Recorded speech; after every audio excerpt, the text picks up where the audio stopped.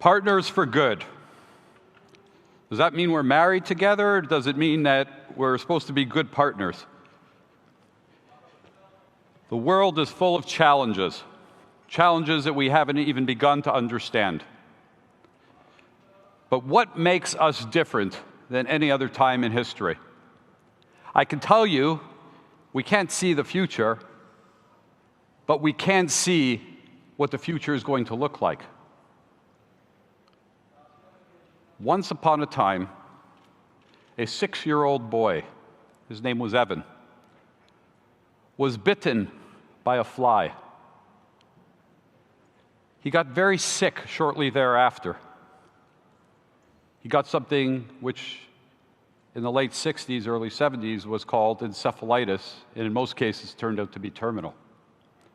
The chances of survival from a child who has encephalitis is less than 1%.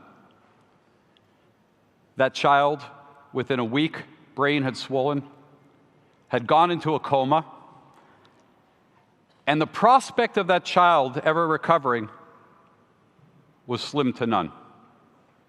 That same very day, 2 of his friends playing in the same park also got bitten by this mosquito.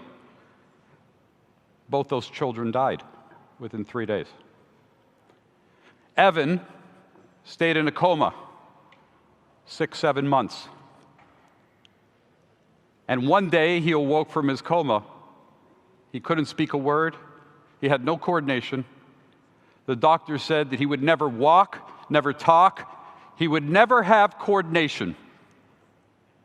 And there was no way he could function. And the poor parents of Evan didn't know what to do. The chances that Evan would have a future were slim to none. He spent years in a wheelchair, determined one day that he was going to change his destiny. And he was going to learn to speak again. He was going to learn to walk. He was going to learn to talk. He was going to learn to do things that anyone said was not possible. The doctors thought he was crazy. And one day, Evan got out of his wheelchair, pushed it aside, and crawled to his bedroom. And over a period of 9 years, he learned how to walk, how to talk. He learned how to function. He learned how to kick a soccer ball. He learned how to have a life, despite what everyone thought was his destiny. I'm Evan. That's my middle name. My first name is Kerry, and thank you for joining today.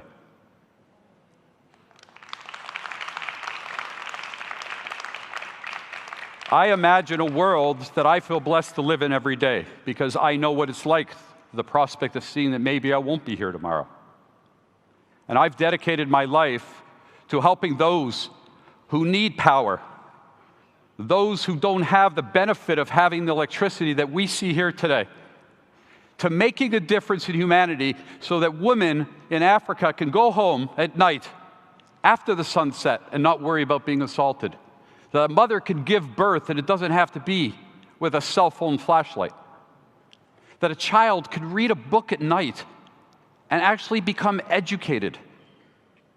That's the world we live in. The challenge in front of us isn't climate change. The reality is climate has changed. The question is, what are we going to do about it? You know, one of the greatest inhibitors to humanity, the greatest inhibitor is procrastination. That's one. 2 is fear.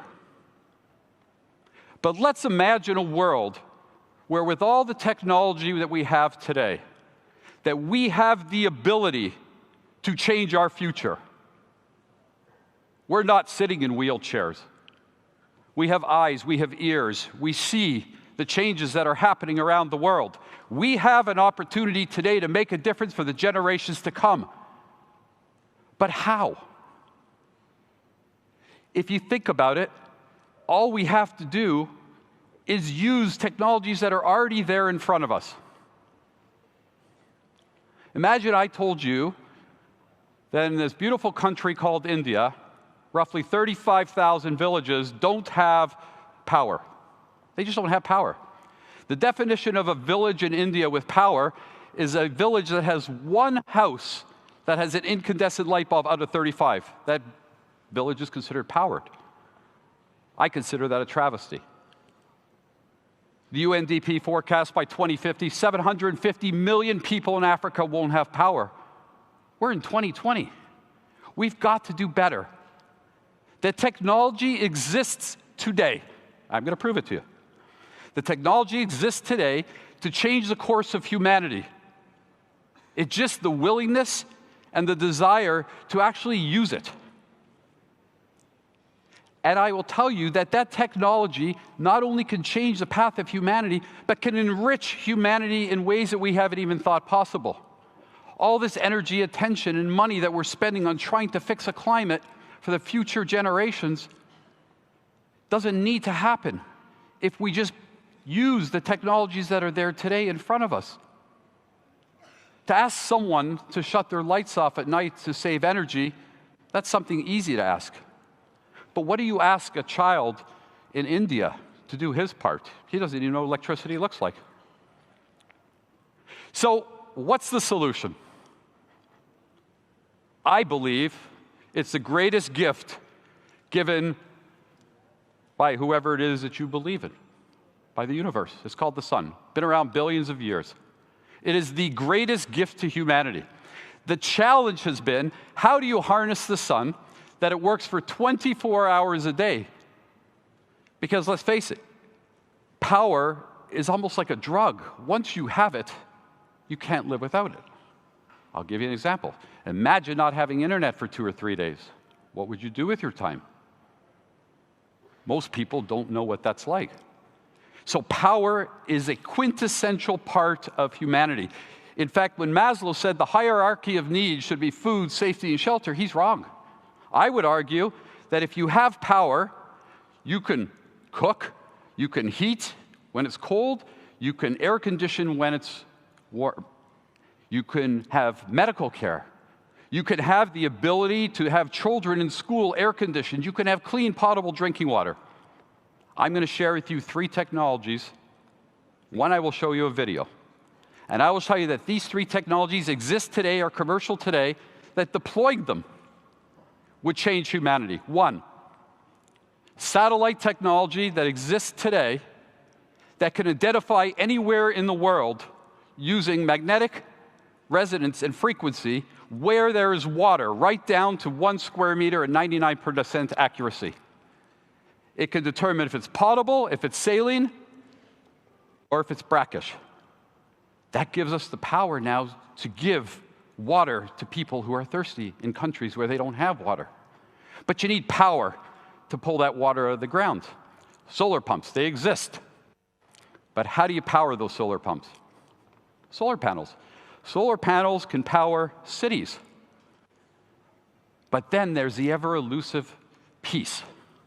The sun doesn't shine, and the wind doesn't always blow. Today, I'm going to share with you technology that was chosen as one of the 25 technologies that's going to alter the face of humanity. It's called ICE-5. It's the world's first hybrid battery. It doesn't use any rare earth materials. You are probably of the first 1,000 people to ever see this technology. It is built, it is tested, it is certified. And with solar energy, it can deliver power 24/7 anywhere in the world for under 6 cents.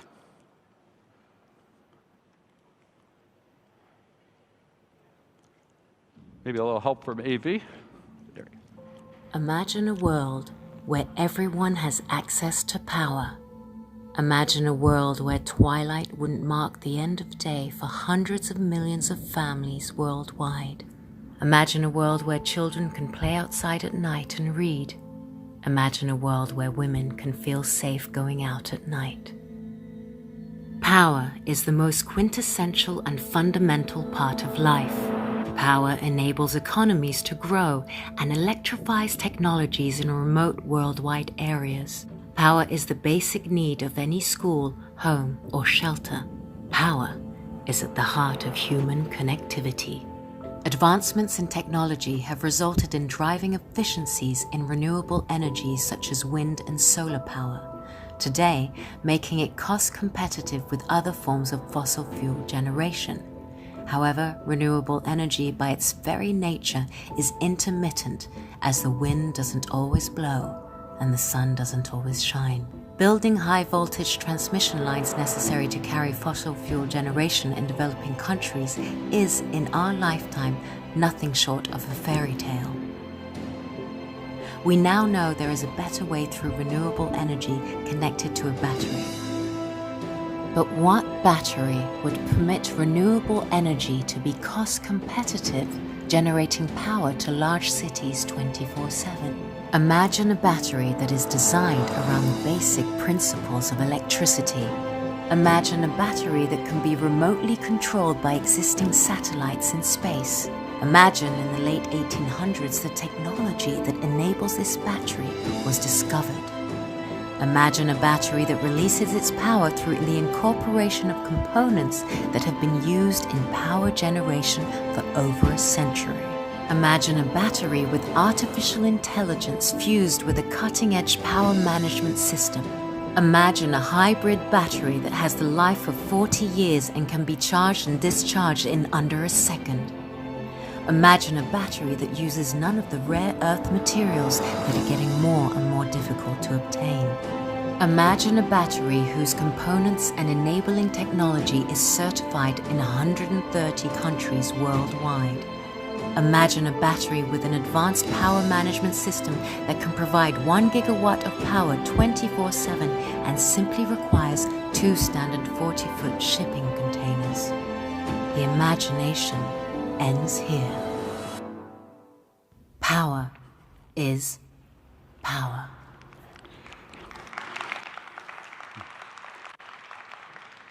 I want to end by saying thank you for your time and for considering that power is power. Power will empower us to become more powerful, stronger, and help others.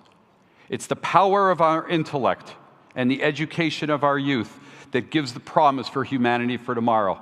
And I ask each of you to try to use the power of your experience and intellect and work harmoniously as a team. The technology is here today. That battery uses technology that's been around for 100 years, just put together differently. If I can do that as Evan, just imagine what all of you can do. Thank you so much for your time.